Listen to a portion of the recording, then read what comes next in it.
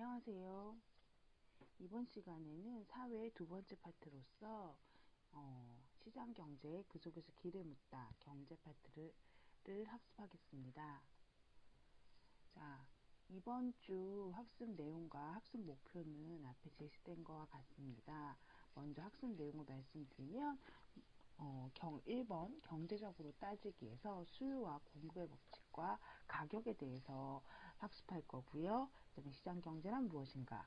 시장경제가 완벽하지 못하고 시장 실패가 일어나는 경우 정부 개입이 필요하다라는 내용을 배울 거예요.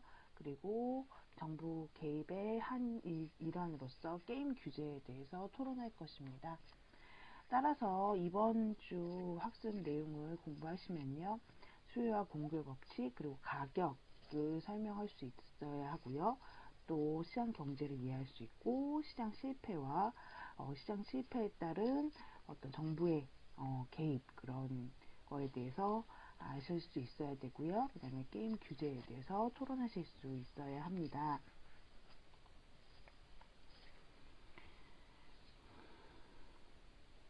먹고 사는 문제는요, 우리가 해결해야 할 가장 기본적인 문제입니다. 어떤 인간도 먹지 않고 살 수는 없습니다. 근데 이왕이면 더 좋은 걸 먹고요, 더 좋은 집에 살면서 더 좋은 것을 하고 남들한테 부러움을 사고 싶은 게 누구라도 마찬가지죠. 사실상 그 사람의 물질적인 욕망은 무한한데 반해서 그것을 충족시켜줄 자원이나 시간은 유한합니다.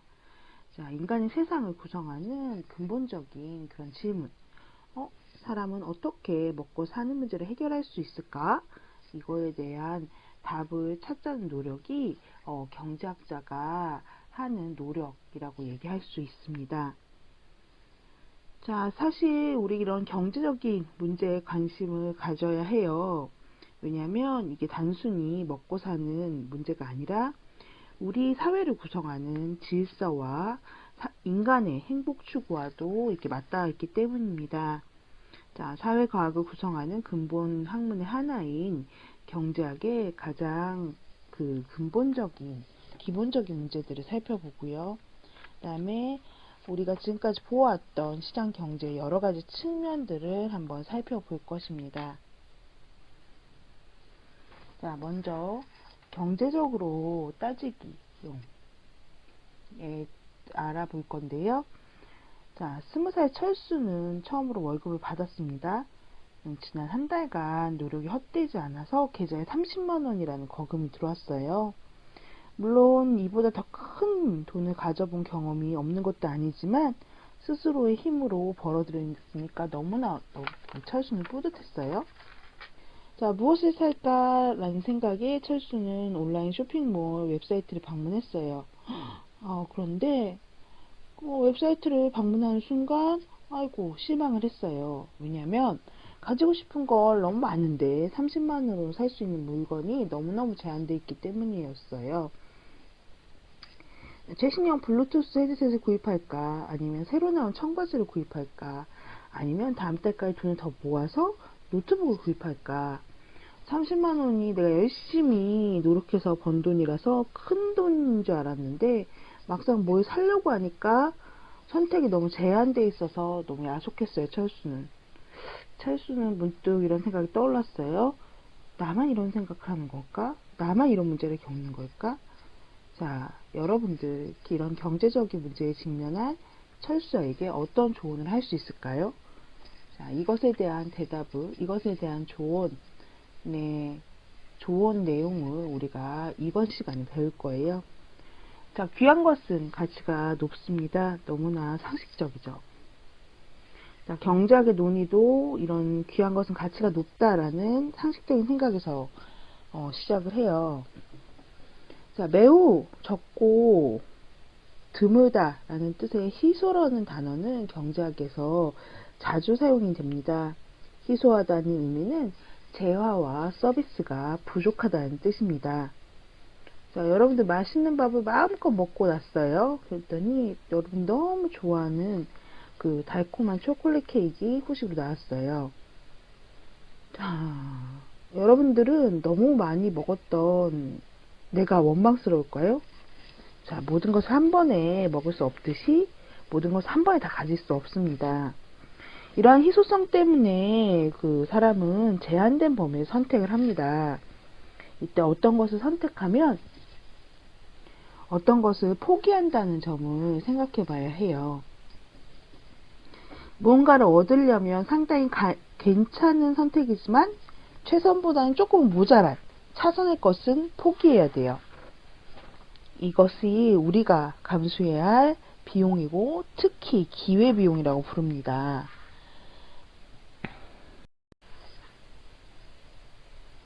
다시 한번 정리하자면 희소성은 재화와 서비스가 부족하다, 귀한 건 가치가 높다 라는 뜻이고요. 기회비용은 어떤 선택으로 인해서 포기된 기회들 가운데서 가장 큰 가치를 갖는 기회 자체 또는 그런 기회가 갖는 가치 라고 얘기를 할 수 있어요. 좋은 것들 중에서 하나를 선택하고 나면 나머지를 선택할 수 없다고 한다면 이제 우리의 문제는 어떻게 가장 좋은 걸 골라낼 수 있는가 하는 것으로 바뀌죠. 자, 경제학자들은 사람이 합리적이고 적절한 방식으로 움직일 수 있다고 믿는데요. 이러한 선택의 기준을 효용이라는 단어로 정해놨어요. 합리적인 인간은 비용과 편익 사이를 저울질합니다. 잃어버릴 것과 새로 얻는 것을 비교해서 새로 얻는 것이 잃어버릴 것보다 최소한 더 커야지 선택한다는 이야기입니다. 이때 비교 대상이 되는 즐거움, 행복 같은 것들을 모두 효용이라고 부릅니다. 자, 눈앞에 놓인 치즈케이크와 초콜릿 케이크 중에 어떤 것들을 먹을까? 무엇을 먹어야 더 즐겁고 행복하고 또 체중이 덜 늘어날까? 라는 점을 합리적으로 따지면 경제적인 인간이라는 거죠. 자, 사람들은 물건을 구입할 때 효용 극대화하기 위해서 노력을 합니다. 자, 다시 효용에 대해서 말씀을 드리자면 효용은 합리적인 선택의 기준입니다. 자, 인간의 욕망을 만족시키는 재화의 능력 또는 재화를 소비함으로써 얻는 개인의 주관적인 만족 정도가 효용이라고 합니다. 그렇기 때문에 효용을 측정할 수 있는 객관적인 척도는 존재하지 않고 어떤 재화의 각 단위에 대한 효용은 그 보유량에 따라서 또는 시간과 상황에 따라 달라질 수 있다고 합니다. 이렇게 효용은 주관적인 개념이기 때문에 이 효용의 크기를 개인 간에 비교할 수는 없습니다. 한 개인이 어떤 대상에 대해서 갖고 있는 주관적인 그런 만족도 정도가 효용이라고 얘기할 수 있는 거죠. 자, 이런 합리적인 사람들이 효용 극대화를 추구하는 합리적인 사람들이 모여 있는 곳이 바로 사회죠. 많은 사람들이 있기 때문에 시장에 공급되는 물건의 수량과 종류도 다양합니다. 자, 시장에 먹음직스러운 사과는요, 다수의 소비자를 대상으로 판매되는 물건입니다. 비록 내가 몇 개를 봉지에 담았대도 다른 사람이 구입하지 못할 만큼 모자라지 않는다는 말입니다. 자, 소비자가 합리적이기 때문에 시장도 합리적입니다. 자, 점점 많은 사람들이 사과를 가져가면 어떻게 될까요? 시장에는 사과가 점점 줄어들고 이내 다 팔리고 말 거죠. 다 팔리면 아무리 많은 돈을 주겠다고 해도 사과를 팔 수 없습니다. 왜냐하면 팔 수 있는 사과가 없기 때문입니다. 자, 한 가지 방법은 이미 사과를 구입한 사람에게 되사가는 것입니다. 자, 여러분이 처음에 사과를 한 개에 500원에 샀다고 가정해 봅시다. 다른 사람이 와서 사과를 팔려고 하고 여러분들은 이미 사과가 이제 다 시장에 팔려서 500원짜리 사과는 살 수 없다는 점을 알고 있습니다. 여러분이 얼마의 사과를 팔 수 있을까요? 이때 차익 거래로 수익을 올릴 수 있는 기회가 생깁니다. 비록 여러분이 500원의 사과를 샀지만 700원 또는 800원의 사과를 팔 수도 있습니다. 자, 여러분께서 사과를 먹지 않고 견딜 수 있는 기회비용, 그리고 사과를 사려는 사람이 기꺼이 지불하려는 액수가 여기서 중요하죠. 또 다른 일이 생길 수도 있어요. 사과를 사려는 사람이 여러분뿐만 아니라 여러분의 친구에게도 거래를 제안한다고 한번 생각해 봅시다. 자, 여러분 자신과 여러분의 친구는요, 기꺼이 사과를 대팔 수 있는 사람입니다. 이때 시장에는 2개의 사과가 거래를 위해 준비가 됩니다. 사과의 가격은 여러분과 여러분의 친구가 얼마나 경합하는가에 따라 달렸습니다. 사과를 사려는 사람이 기꺼이 1,500원을 지불하려고 한다면, 자, 여러분과 친구 중에 보다 더 저렴한 가격을 제시하는 사람이 사과를 팔 수 있습니다. 이렇게 거래되는 수량은 가격에 영향을 미칩니다. 거래되는 수량이 많다면 굳이 비싼 사과를 살 필요가 없습니다. 자, 기다리기만 하면 공급하는 측에서 경쟁이 붙어서 사과의 가격이 내려갈 것입니다. 그런데 수량이 적다면 결국 구매자가 기꺼이 지불하려는 가격에 가깝게 사과의 거래 가격이 결정이 됩니다. 수요의 법칙은 기본적으로 가격과 수요량 사이에 음의 상관관계가 있다는 말입니다. 다른 조건이 모두 동일하다고 할 때 가격이 하락하면 수요량이 증가하고 가격이 오르면 수요량은 감소합니다. 우리가 살펴봤듯이 그 공급에서의 경쟁은 가격을 낮출 수 있습니다. 사람마다 기꺼이 지불하려는 금액은 다른데 가격이 낮으면 많은 사람들이 기꺼이 지불하려는 금액을 내고 물건을 구입할 수 있습니다. 그런데 가격이 높아지면 그렇게 할 수 있는 사람이 훨씬 적어지죠. 가격이 바뀌면 수량은 어떻게 될까요? 가격이 0원일 때, 1원일 때, 2원일 때 등으로 조금씩 바꾸어서 수요량이 얼마나 되나 알아본다면 질문에 조금 더 근접할 수 있습니다. 어떤 생산물에 대한 가격과 수요량의 그 관계를 촘촘히 찍어서 하나의 그림으로 나타낸 것이 바로 이 수요 곡선이라고 합니다.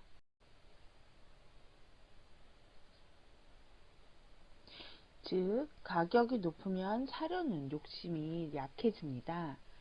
가격이 낮으면 사려는 욕심이 강해지죠. 즉, 수요는 욕심이라고 얘기할 수 있습니다. 자, 물건을 사고 팔려면 따질 것이 많습니다. 따지려면 경제적으로 생각해야 합니다. 물건을 파는 사람도 따져볼 일이 꽤나 있습니다. 사과를 심는 농부는 사과를 시장에 공급하는 생산자입니다. 어느 날 뉴스를 보다가 사과의 가격이 2배로 뛴 것을 발견을 했습니다. 자, 기분이 좋아졌죠. 이 농부는 놀란 마음을 누르고 앞으로 어떻게 할지 곰곰이 생각해 보다가 사과나무를 더 심기로 했습니다. 이제 몇 개월 뒤면 사과를 2배나 더 생산하고 또 돈은 2배나 더 벌 수 있다고 생각하니 너무 좋았습니다. 그런데 몇 개월 뒤에 사과를 팔려고 하니까 사과의 가격이 반으로 떨어졌습니다. 이 농부는 너무 실망을 하고 울상이 되었습니다. 2배나 많이 생산했지만, 그리고 그렇게 하느냐고 2배나 더 힘이 들었지만 손 안에 들어오는 돈은 옛날과 마찬가지이기 때문입니다. 자, 팔기는 2배나 많이 팔았지만 가격은 절반으로 떨어졌기 때문에 이런 결과가 이뤄졌죠. 상심한 농부는 사과나무를 반쯤 뽑고 다른 작물을 심기로 했습니다. 자, 상품의 거래 가격은 공급하기로 하는 공급량에 영향을 줍니다. 가격이 상승하면 수익이 커질 것으로 기대해서 공급량을 늘리고요.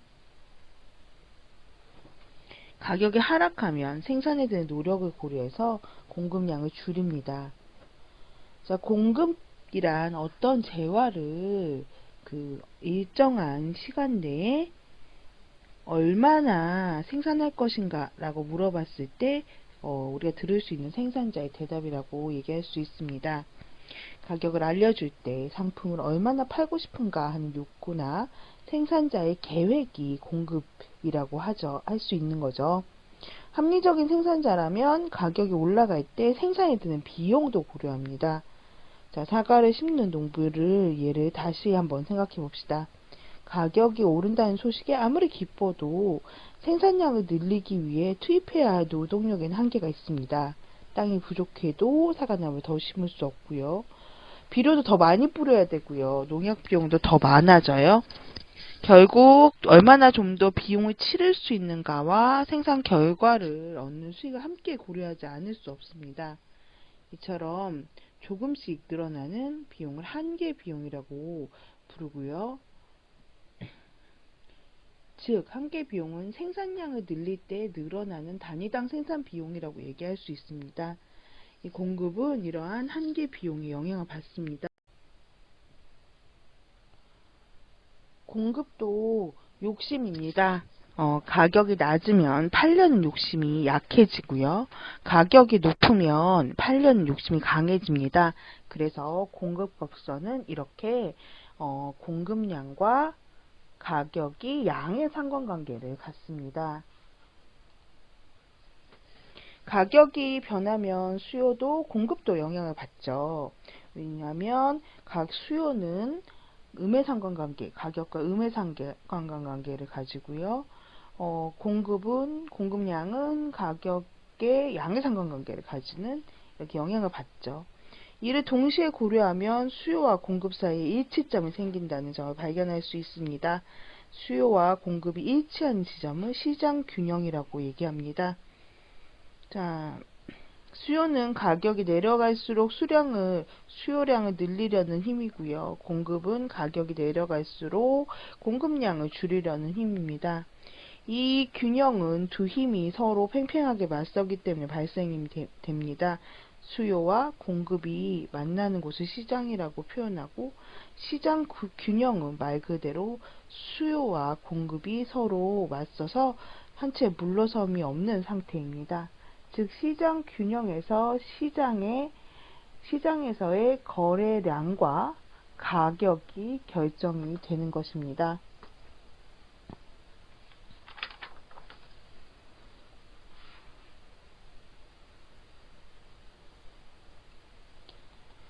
자, 거래는요, 주고받음, 사고팜이 거래라고 얘기할 수 있어요.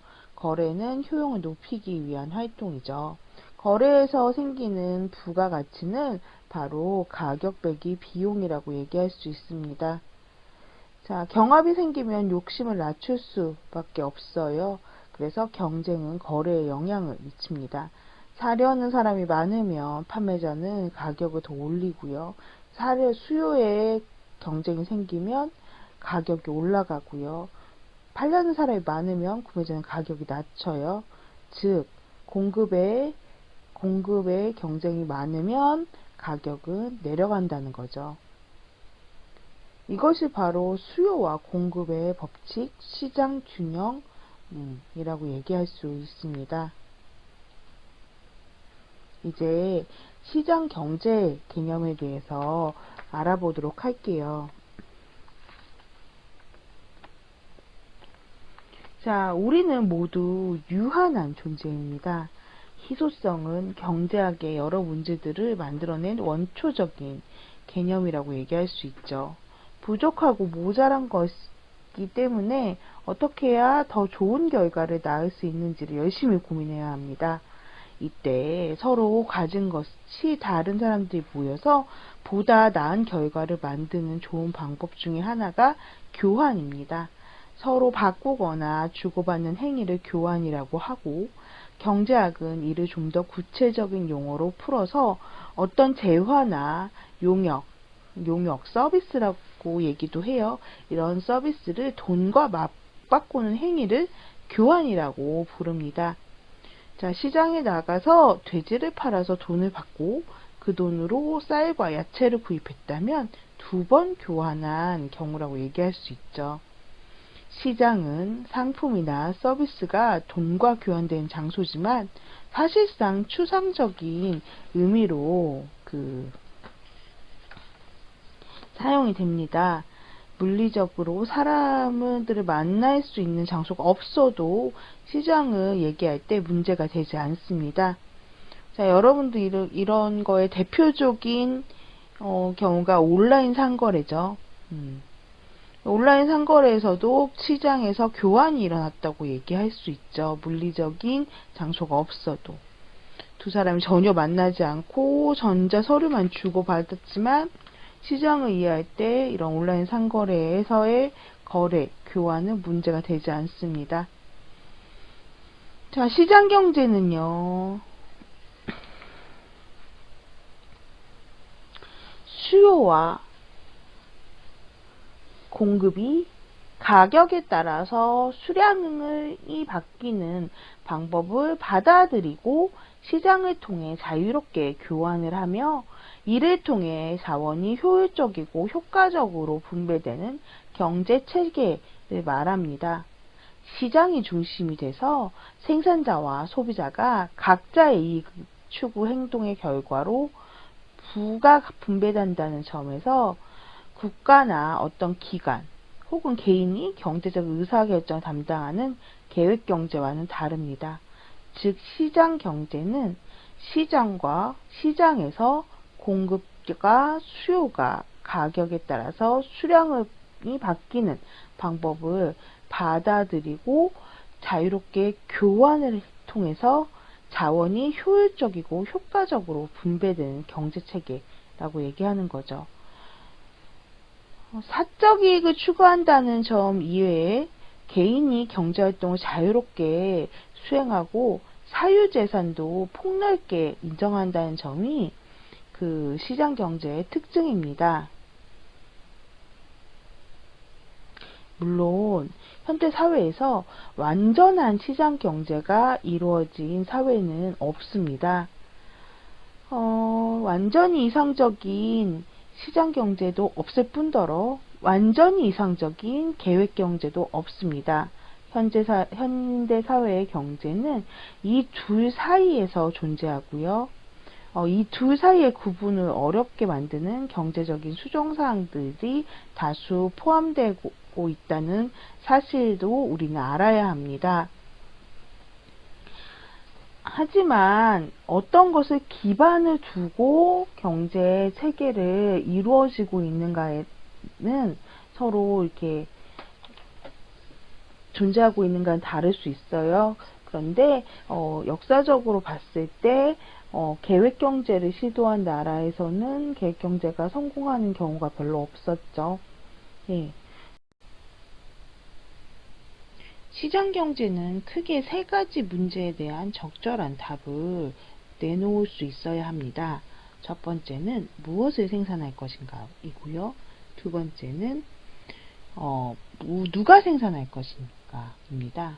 마지막으로 세 번째는 누구에게 분배할 것인가 입니다. 먼저 무엇을 생산할 것인가에 대해서 살펴볼게요. 생산되어야 할 재화나 서비스의 종류와 수량을 결정을 할 수 있어야 합니다. 시장경제는요, 기업이 주로 생산을 담당을 하죠. 기업의 경영자는요, 수익을 얻을 수 있도록 상품을 판매하거나 서비스를 시장에 공급합니다. 이 과정에서 원료를 구입하거나 서비스 인력을 교육하는 등 생산 활동에 필요한 구매 활동이 수반이 되죠.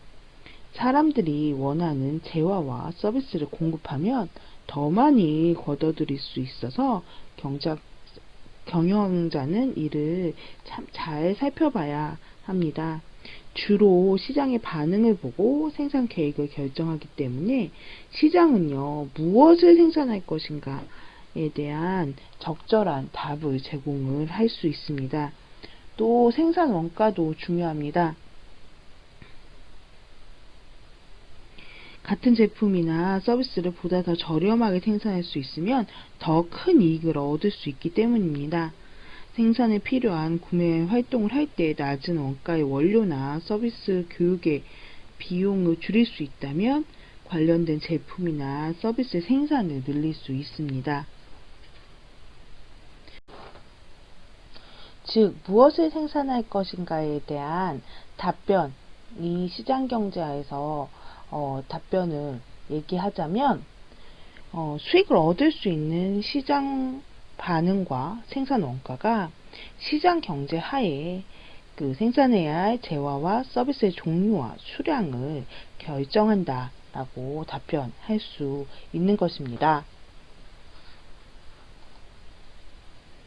두 번째 질문은요, 누가 생산할 것인가 입니다. 자, 우리가 지금 살고 있는 시장 경제의 주된 생산 주체는 기업이라고 얘기할 수 있죠. 그런데 자세히 살펴보면 기업만이 유일한 생산 주체가 아님을 알 수 있습니다. 정부 역시 공공 서비스와 제품 등을 공급하고 있습니다. 경우에 따라서 효율적인 경영을 위해 공공기업 형태로 공급 주체를 정하고 민간과 협력하는 경우도 있으나 정부 역시 생산 주체임은 틀림없는 사실입니다.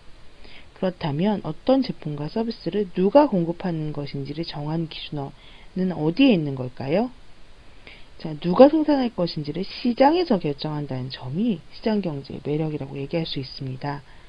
생산자를 정하는 기준이 자연 법칙처럼 정해진 것도 아니고 사실 생산 주체는 끊임없이 변화될 수 있습니다. 시장의 공급자가 단 하나라면 누가 생산할 것인지를 정하는 일은 어렵지 않죠.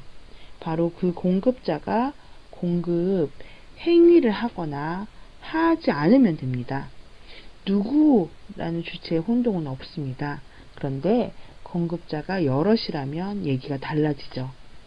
자, 이런 다수의 공급자들은 같은 종류 혹은 비슷한 종류의 물건이나 서비스를 시장에 공급하고 수요자가 이들 중에 선택해서 공급함으로써 경쟁이 유발되죠.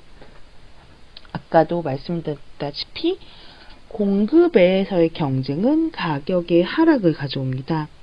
예를 들어서 두 명의 공급자가 있을 때 다른 조건이 모두 같고 한 공급자가 가격 500원 내렸다면 소비자는 어때요? 가격이 내린 쪽으로 선택을 하겠죠. 그런데 다른 공급자 역시 가격 500원 내릴 수 있으면 실제 공급되는 물건의 그 시장 가격은 하락합니다. 경쟁이 지속되었을 때 결국 생산 원가에 최소 이익을 남길 정도까지 가격을 내릴 수 있는데 이 다수의 공급자들 중에 이기는 사람은 보다 더 적은 비용으로 생산을 할 수 있는 능력을 갖춘 그 생산자가 될 것입니다. 왜냐하면 원가 이하로 판매해서 손해를 보기보다는 시장에서 나가는 편이 낫기 때문이죠. 결국 경쟁의 결과로 생산 주체가 결정되고 이 경쟁에서 패배한 다른 생산자는 제품을 차별화하거나 다른 시장을 찾아야 합니다. 즉 시장 경제는 누가 생산할 것인가에 대한 답변으로 그 최소 이익을 남길 정도로 가격이 내려갈 수 있기 때문에 여기서 이기는 사람, 이 사람이 생산을 한 거예요. 여기서 이기려면 보다 더 경쟁자들보다 더 적은 비용으로 생산할 수 있는 능력을 갖춘 자가 생산한다는 것입니다.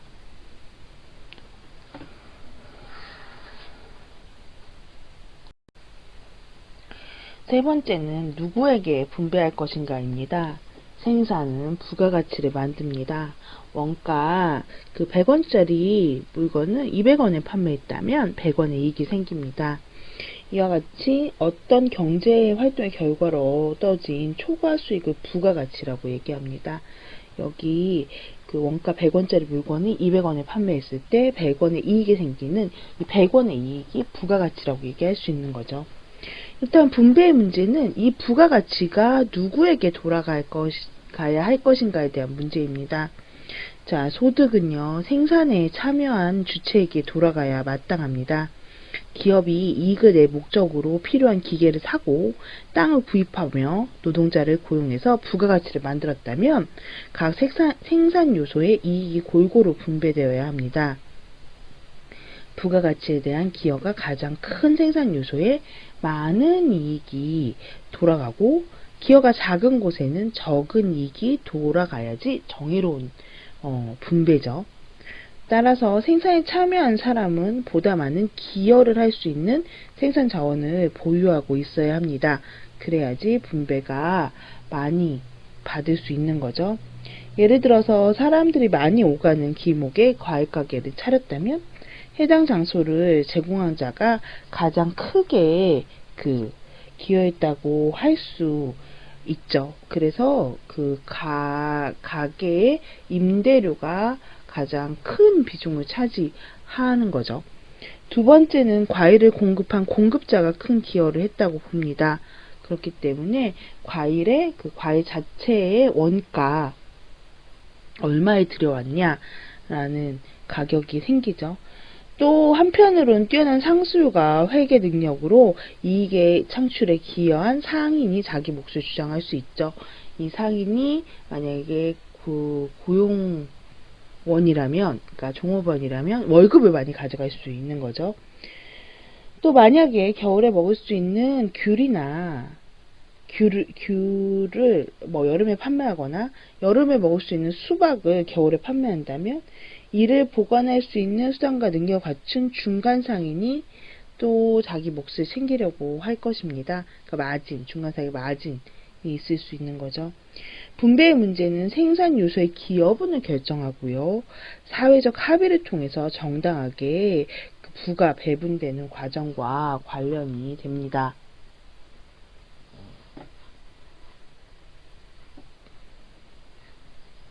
분배의 문제는 조금 복잡합니다.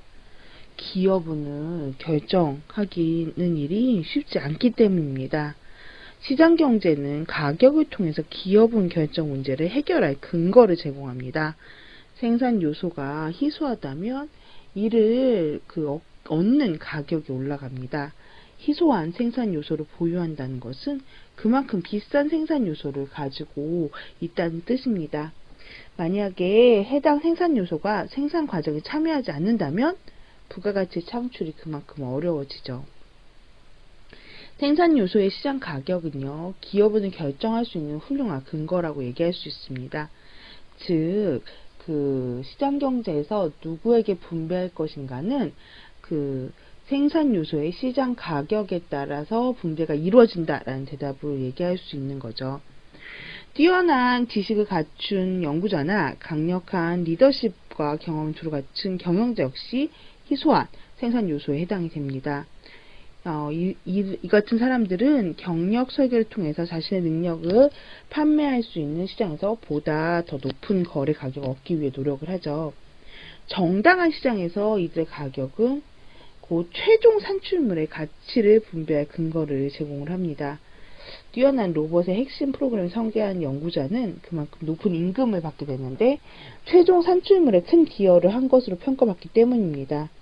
만약에 그 연구자가 자신의 가치만큼 임금을 받지 못한다고 느낀다면 다른 조직으로 옮길 것이고요. 시장에서의 거래를 통해서, 이직이라는 거래를 통해서 궁극적으로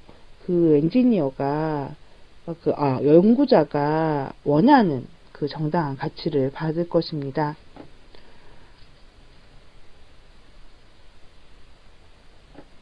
인간의 욕망에 비해서 생산 자원과 생산 기술은 제한적입니다.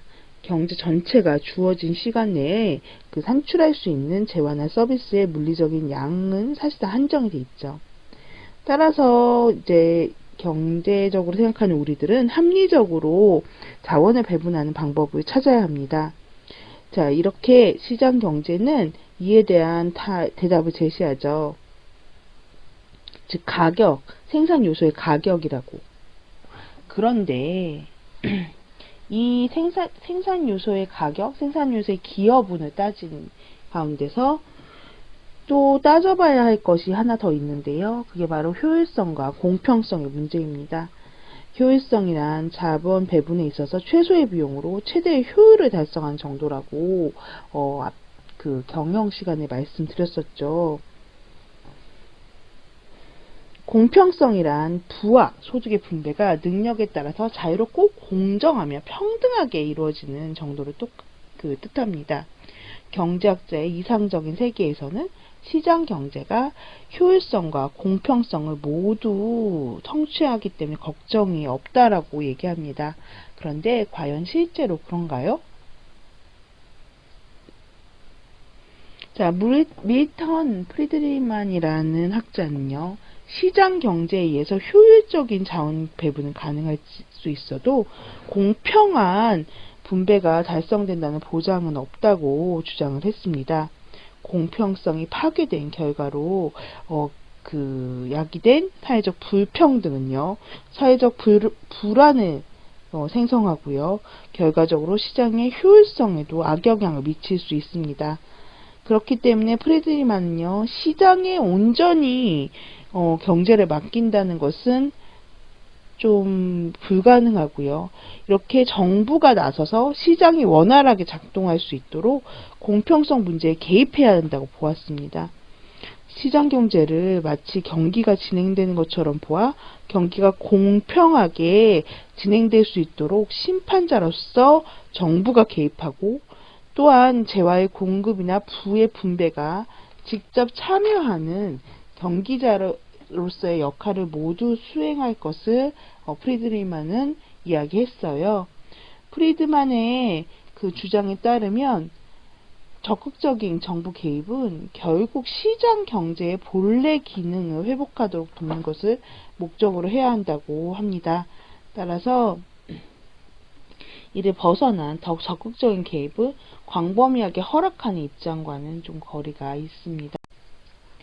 자, 이번 절에서는 시장 경제에 대해 살펴보았는데요. 자, 시장 경제의 개념은요, 공급과 수요가 가격에 따라서 그 수량이 바뀌는 방법을 받아들이고 시장을 통해 자유롭게 교환을 하며 이를 통해 자원이 효율적이고 효과적으로 분배되는 경제 체계를 의미합니다. 두 번째로 살펴본 게 우리 시장 경제가 답변을 내놓아야 할 세 가지 질문들과 그 답변 살펴봤는데요. 첫 번째는 무엇을 생산할 것인가 였어요. 이것에 대한 답변으로 수익을 얻을 수 있는 시장 반응과 생산 원가에 따라서 무엇을 생산할 것인가, 생산해야 할 재화와 서비스의 종류와 수량을 결정할 수 있다고 얘기했고요. 두 번째는 누가 생산할 것인가에 대한 답변을 내놓을 수 있어야 한다는데요. 누가 생산할 것인가는 결국에는 그 생산원가에서 최소의 이익을 남길 정도까지 가격이 내려갈 수 있는데, 이들 중에 이기는 사람들, 즉 보다 더 적은 비용으로 생산할 수 있는 능력을 갖춘 사람이 생산을 할 것이다 라는 것이 답변이고요. 세 번째, 누구에게 분배할 것인가는요, 생산 요소의 가격에 따라서 분배가 이루어진다 라는 것이죠. 여기에서 우리는 근데 공평성 문제를 살펴봐 가지고요, 시장 경제가 완벽하지 못하니까 정부가 개입을 해서 심판을 봐야 한다 라는 것까지 이야기를 했습니다.